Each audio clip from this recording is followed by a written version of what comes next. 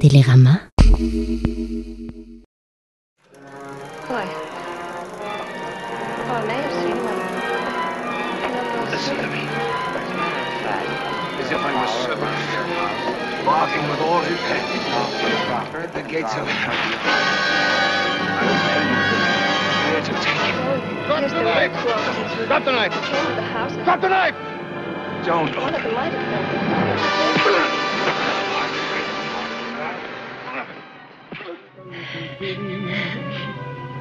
But all that comes out is a sigh. The street. The thumb isn't good enough for you. You've got to use your whole body. The film was adapted by Bezzerides, the screenplay, and the direction of Robert Aldrich. I think they definitely took what wasn't a very noir story, just a straight detective story, and definitely turned it into something very emblematic of Cold War noir.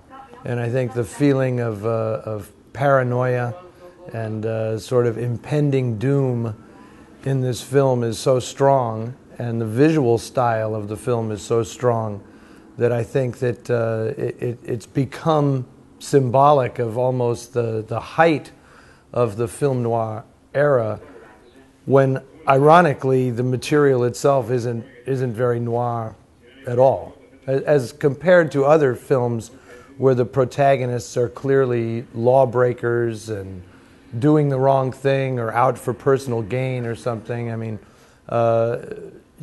Mike Hammer is just he's like a thug. He's a brute. And it's interesting because I knew Spillane a little bit in the last years of his life, and of course he hated this movie because he thought it had nothing to do with his book at all. And he said the only thing it has in common is the title. After that, it's not my book at all. So it's pretty amusing that it has gotten this huge reputation as emblematic of film noir, when I actually think it's more of a noirish detective story than a straight film noir.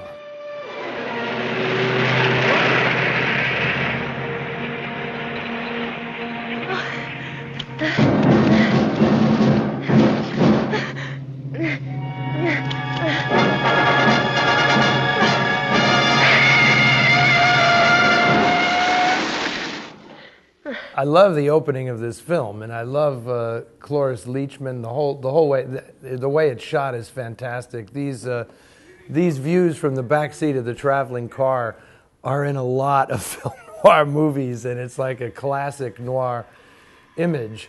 The lost woman that's going to lead the man into this odyssey is a classic noir siren.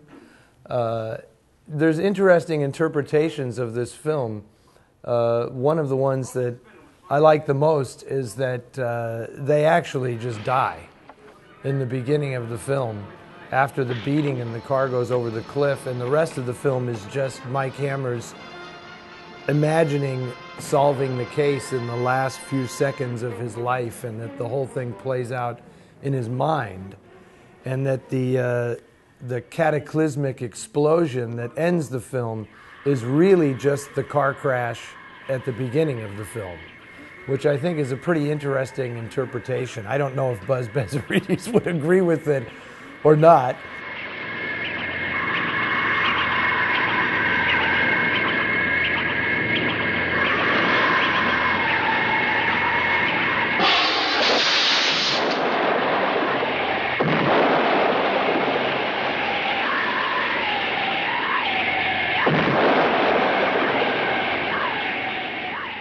I've seen these films so many times now that sometimes I take pleasure in just reinterpreting them for the hell of it. Perfect pizza. Heads or tails? Never mind, bud. I'll take this.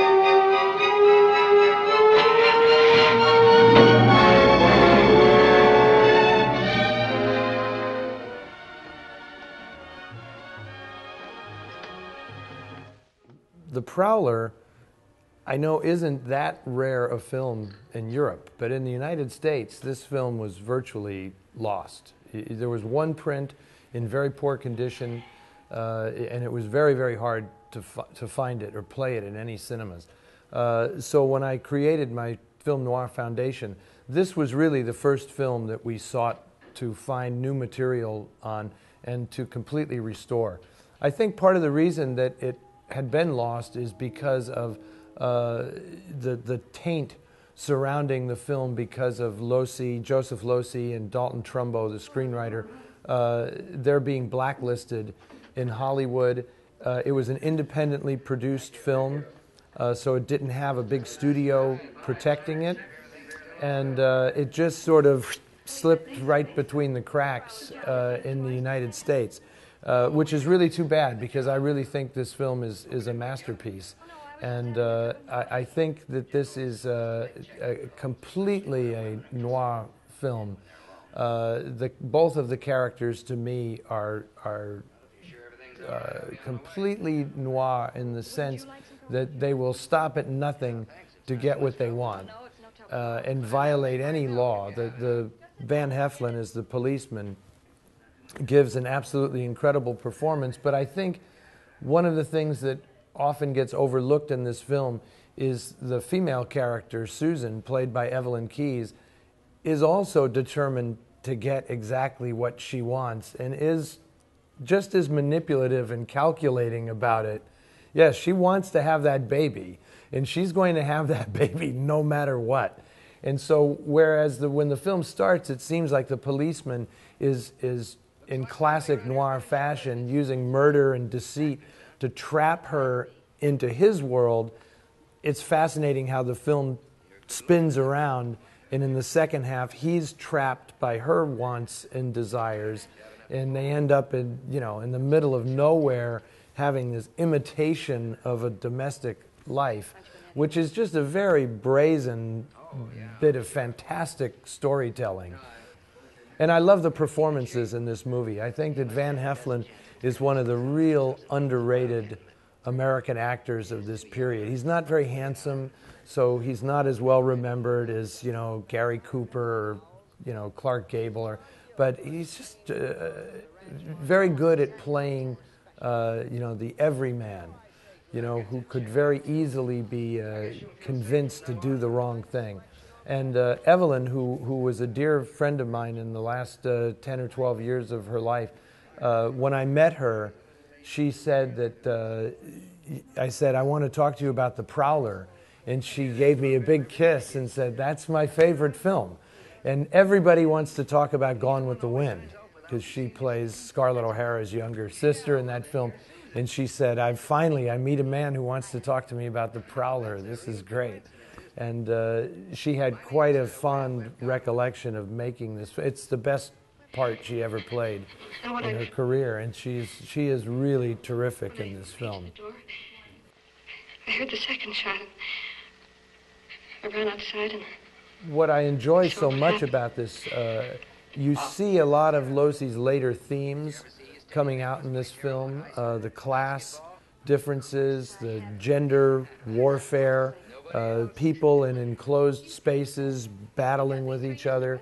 It's all here in this film very early on, and also his brilliant sense of using the set design and even the architecture in a very expressionistic way, to really express the internal lives of these characters. The house in this film is brilliant because it's another character in the play. When Susie walks through the desolate house, you feel her loneliness so strongly in the film, and that sense of entrapment. Even though you never see the man who is entrapping her, you feel his presence all the time because of the radio, and she's just lost in her own life. And it's a very strong female character for a film noir. You don't see this well developed a woman in most noir films, and I think that that's something that both Trumbo and Losey especially wanted to do in this movie.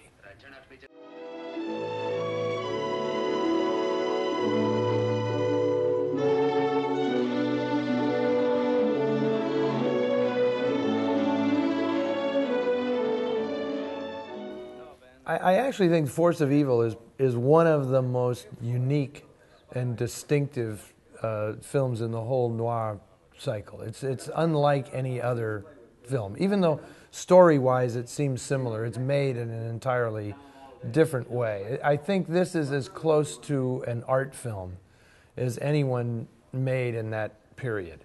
And that is completely due to Abraham Polonsky, who had a totally different approach to script writing, a different approach to direction, very much visually very much inspired by paintings and Edward Hopper.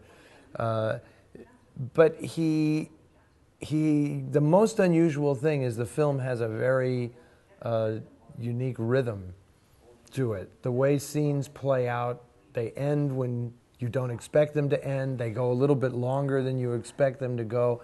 It keeps you very off balance in the way the movie is told. His editing rhythms are odd. His use of close-ups can be very jarring. He's never doing quite the expected thing. And I just find this movie completely fascinating, and I'm a huge John Garfield fan. And I really think that Garfield is a crucial figure in the whole evolution of film noir.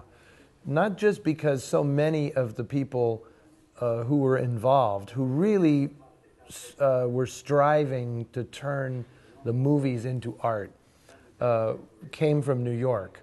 And Garfield was their Pied Piper, sort of, He was the one who showed the way and came, from the group theater and really opened the doors and brought a lot of this talent, including Polonsky, to Hollywood. Funny story that Abraham Polonsky told me about directing this film. The actress Béatrice Pearson was a John Garfield discovery. She didn't make many movies. She made like 2 films in Hollywood. She was gay, right? Lesbian.